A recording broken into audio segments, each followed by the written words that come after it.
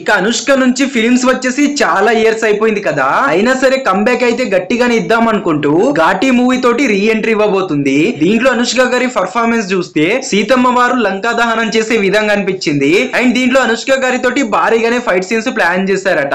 Literally ఈ scene లో అయితే కాటేరమ్మే వచ్చినట్టు అనిపించింది. ఓవరాల్ గా స్వీటీ గారు అయితే మళ్ళీ కంబ్యాక్ ఇవ్వడం పక్కా అనిపిస్తుంది. స్టోరీ విషయానికి వస్తే దీంట్లో అనుష్క గంజాయి అమ్ముకునేలాగా, ఒక ప్రియుడి కోసం ఎదురు చూసే ప్రియురాలు లాగా, బస్ కండక్టర్ లాగా అండ్ అమరు యోధురాలు లాగా, ఒక సంఘ సంస్కర్త లాగా కనిపించబోతుంది. ఈ మూవీ అంతా గంజాయి చుట్టూ తిరుగుతూ ఉంటుంది.